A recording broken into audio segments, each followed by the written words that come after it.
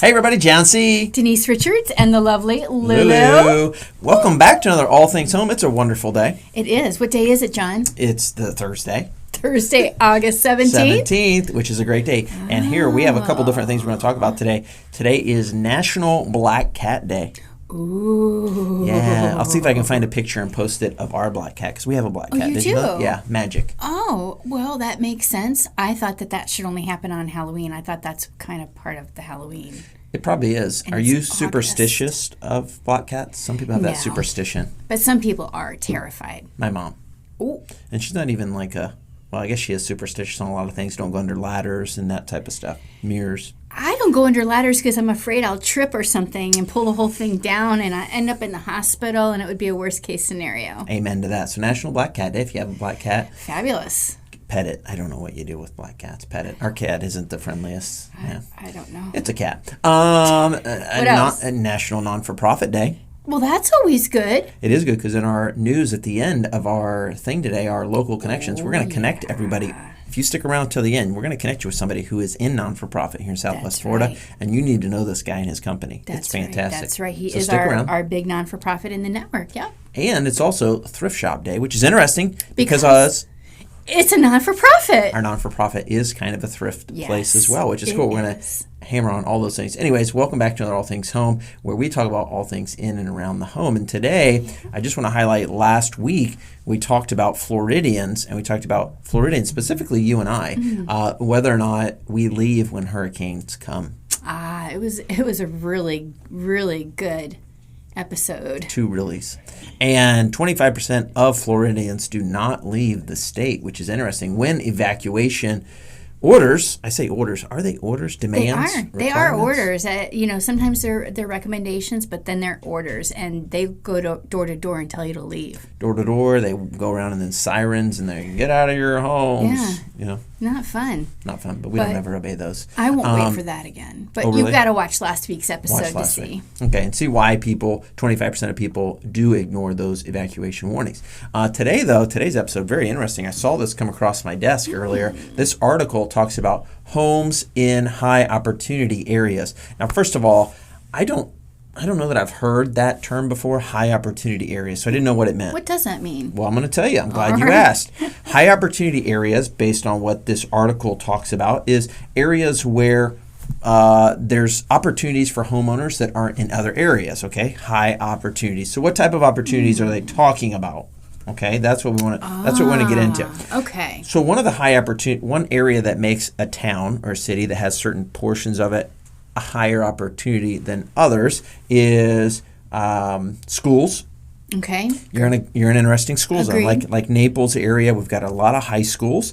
Each one's rated a different, A's, B's, C's, whatever. Very and valid. so, being by a high school that parents want their kids to get into, helps your home prices be a little bit higher as well. Sure. Let's see what else adds to that. This is interesting. Areas that have two-parent households.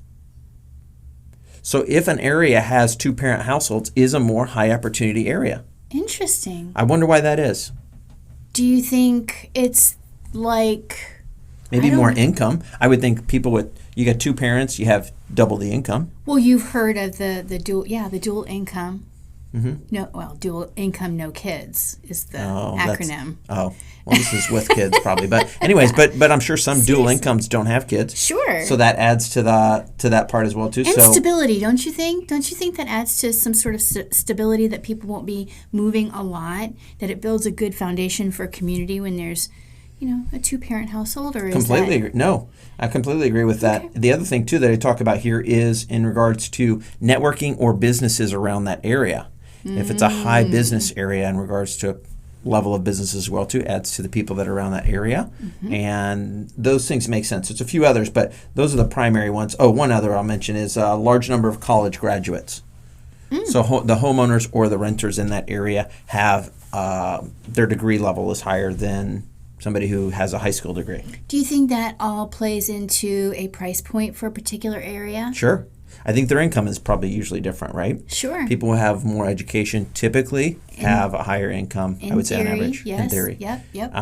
So anyway, so higher. So Interesting. let's get down to the nitty gritty. So they can run as high as 64%, but for this area in Florida, this is interesting. Premium for high opportunity Florida neighborhood. I thought this would be interesting to you because we have one of these in Florida. This is just for Florida, and I'll show everybody who's watching this on the screen behind me these towns in Florida. But Cape Coral has one of the largest, right behind West Palm Beach, it looks like, one of the largest differentiating percentages on the median sales price, which is $324,000 versus a high opportunity area, which is around $500,000.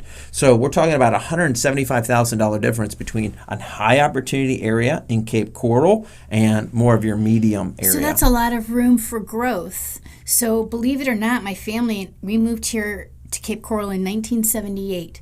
There were about 30,000 people that lived in Cape Coral at the time. And we thought that the growth was going to stop at some point. Well, fast forward all these years, and it's not and it's stopping. still growing. Yes. It's still going bonkers. Yeah, so I thought that was interesting. Anyways, I'll post all the other towns behind us here, but there's a big one. Here's what I did think was interesting, this last thing, and then we'll move on. New York was the only metro where it was less expensive for high opportunity neighborhoods. So in New York, you can live with the rich and not pay as much. That's interesting to me. It's a supply and demand. There's not much demand, I'm supposing. I'm supposing you're probably right about that. That's a word. I just thought that was interesting. Anyways, all right, so It is. read more. I'll put the link below in this article if you want to read some more information on that, but that's a lot of fun. All right, let's do this. Let's talk about, when we move into our market news today, let's talk about some really important market news, probably the most important I've heard in decades. And it has to do with you. It does. Tell us about it. I do have an announcement. Are you sitting down? Make sure you're sitting down for this. After 25 years of working for every type of mortgage lender, bank, correspondent lender, and broker, I am now a mortgage broker with my own business. Fireworks! Isn't that so exciting for Denise? And she stepped out. The mortgage professional of Florida, LLC, and my loyal assistant, Lulu, helped me get through. And we're going to update your information. We sent that to Kaylin. She will post your updated contact information with your new logo and all that fun stuff. Same email or different email Everything's address? the same. Phone number, the same. email, Just a new logo. website. Yep, everything. Cool. Except that I am now able to broker those deals for my client. That's nice. Delivering lower rates, less costly loans. That's nice. And better service. I'm eliminating a whole lot of cooks in the kitchen, if you will. How do you beat that? I just don't know. You don't. Well, congratulations to Denise. Thank Give you, her a John. big thumbs up and Thank subscribe you. since she did that. We're going to do that for her this week. Like and Yeah. subscribe to this video. Tell Denise how much you're excited for her and her company and Lulu. And before we leave today, let's connect them with Teen Challenge.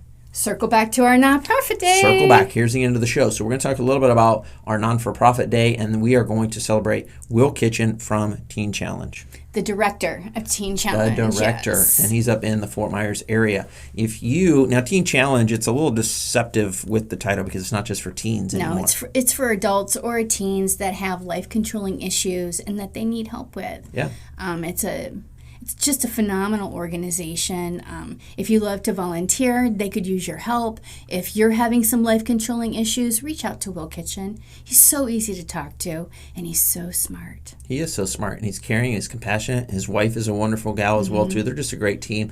Don't hesitate to reach out. If you're in a situation where something in your life is controlling you and you don't have control over it, then just reach out to Denise and I. We'll connect you with Will. We'll put his contact information below, and he would love to serve you in that way. I will say this about Will as well, too. Years ago, I used to be the best basketball player in our entire network, but I don't know. Will may have trumped me on that. He's really good at basketball. And he's not as tall as you are. He's not as tall, but he is a lot younger, a lot faster. I am better looking than him, but he is really good at basketball. So anyways, off the subject. But reach out to Will. Back on a serious note, Will can help you with anything. Yes. We love networking, connecting with him. And if you want to get some thrift store shopping in, go to their Teen Challenge shop. I think they have one or two up in Fort Myers or They something. do, right there by Jamaica Bay on 41 near 6 Mile Cypress. Jamaica Bay. Is that a restaurant? Ooh. No, it's a manufactured home community, retirement community. It's Look huge. at that. Huge. All right, thanks, guys. Thanks for watching this. Can't wait till next week's video. We will say bye for now. Goodbye.